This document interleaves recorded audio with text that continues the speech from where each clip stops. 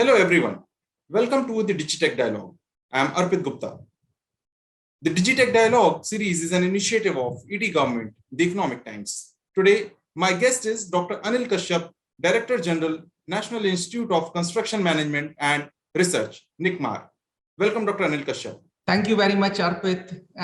Thank you for your time this afternoon, and I'm delighted to be with you this afternoon on ET Government. NICMAR is a non-profit organization engaged in activities for the promotion of training, research, professionalism, and skill formation at all levels of the construction and other allied industries. An eminent scholar and expert in urban regeneration and real estate research with 20 years experience in practice, academia, and research in India and abroad. Dr. Kashyap, my first question to you is, what is your vision for NICMAR, and do you think NICMAR is addressing the emerging industrial demands? Thank you, Arpit. That is quite an interesting question in this time when we are coming out of a big disruptive event of pandemic. The vision for NICMAR going forward, based on our 40 years of credibility and history, is to transform NICMAR into the first built environment university of the country. In doing so, we will be training, upskilling, educating the large proportion of workforce which is engaged in economic activities in construction and infrastructure sector, which is need for today's India. We have been transforming and rebuilding our infrastructure across the country. There is so much of construction and construction related skill gap, and we are trying to be filling that skill gap, being a major player, being the construction industry skills and education provider for new India. That is our mission, that is our aim, and that is our vision for going forward. So my vision is to transform NICMAR into this new domain by going through some approvals to become a university, and proposals are in advanced stages of approvals in Telangana government, and we have also submitted our application in Maharashtra government as well as along with Telangana, and we are looking forward to be recognized as a university as soon as possible. NICMAR is actually an industry-driven institute which has been working for 4 decades, meeting the skills demand within the industry in construction sector. We will continue to be delivering those at high quality level as well as cutting edge level to the industry in new sectors, which can be digital construction, which can be 3D printing, and meeting the national government challenges as well.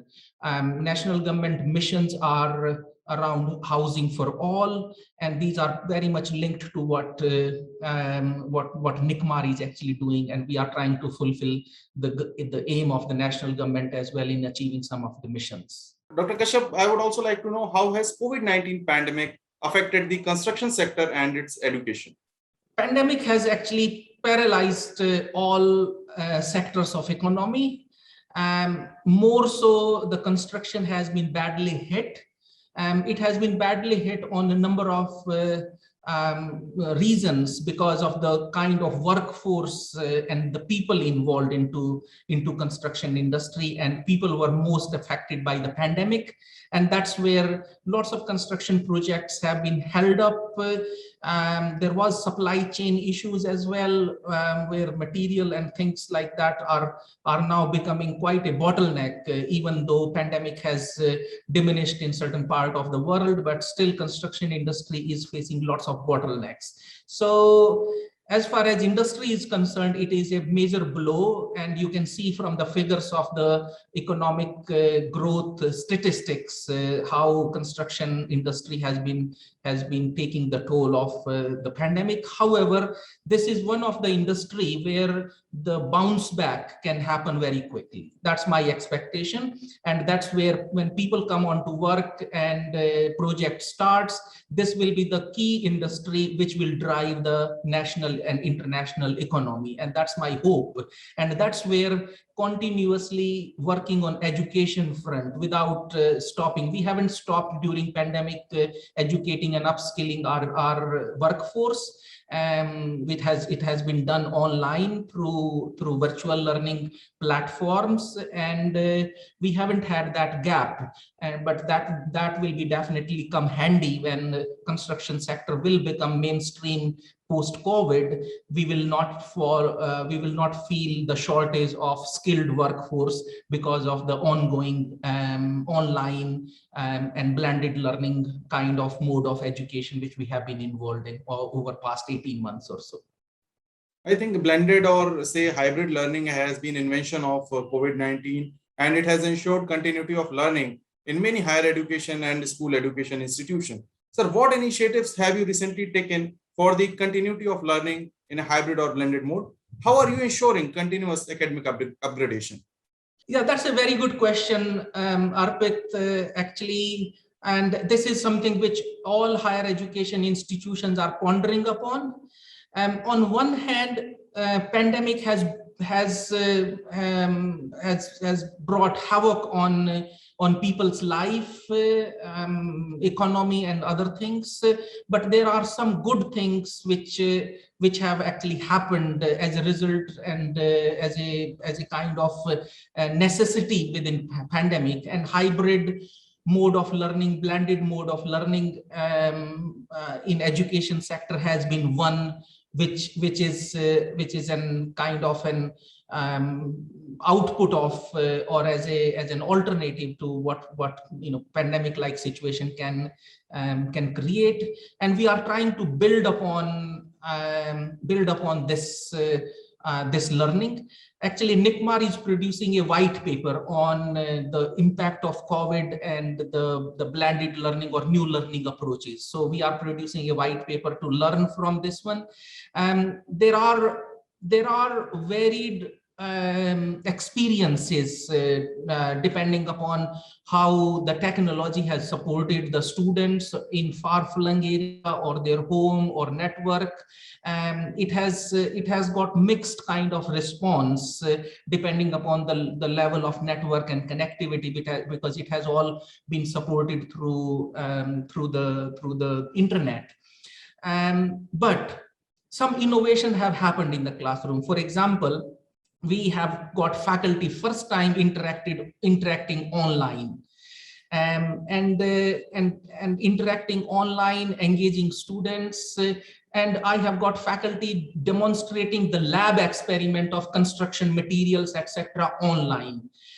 This is an innovation, and we would continue to have some sort of innovation which actually provides some flexibility into the learning or to the learners. And that flexibility is very helpful, because if somebody misses an experiment or a lesson, some sort of recorded experimentation or recording talk can actually backfill that the gap of that learning, but that can be then fully augmented when people are meeting face to face. So I think some of the learning from COVID in terms of how we educate our future generation will continue. That's my hope, and we'll try and build on from there. Obviously, there is a lot of scope for improvement.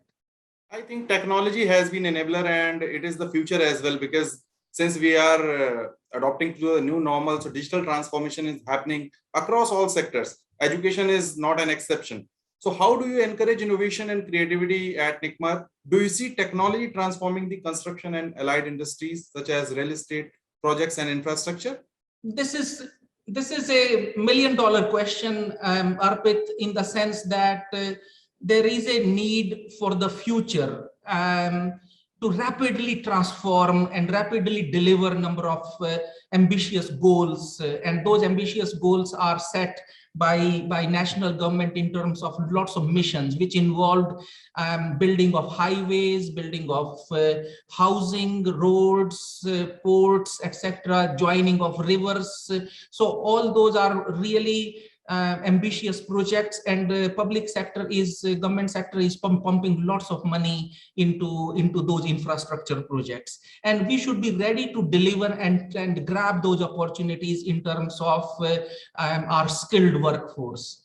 We have the responsibility to provide that skilled workforce in order to deliver those projects in time, in budget, and in sort of quality as well, what is expected. So all those, keeping all those in mind, there is so much of technology requirement, and we are actually discussing with our key stakeholders how we can mainstream the construction activities which are digitally enabled. We have introduced BIM into our curriculum, where students will be exposed to digital project management. Students will be then, there is scope for new innovations happening as well, and we are speaking with our key partners how we can actually mainstream digital printing, 3D printing of infrastructure and the parts and components, and how they can be mainstreamed.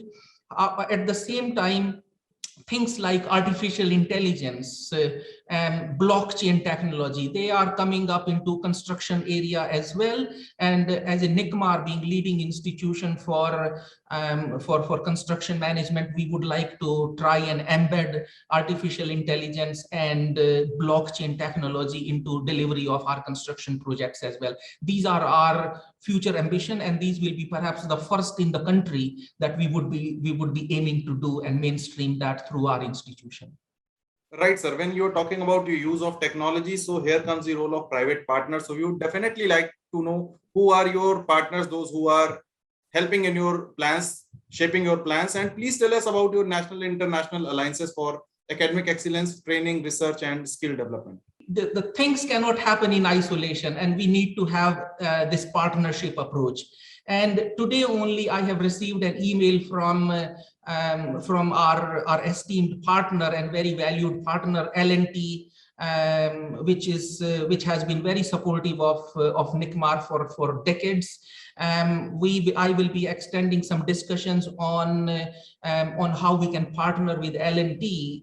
They are the leading construction organization in the country and abroad as well. And I'm talking to their head of their project management institute in Vadodara, Professor Rao, how we can actually embed blockchain, artificial intelligence, and take it from there. But at the same time, there will be other partners as well who are mainstream players in construction industry, and we will be forming a consortium of local home players in order to progress that discussion. Those are in very initial stages. As I said, only today I received that email, and we have engaged into initial conversations, but I am hoping to form a consortium of key players who would like to work together in collaborative arrangement, and I'll be providing that platform, and I'll be happy to provide that platform, independent platform,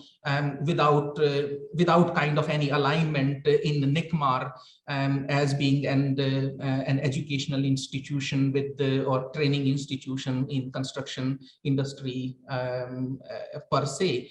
At the same time, there are international players as well. I have been in discussion.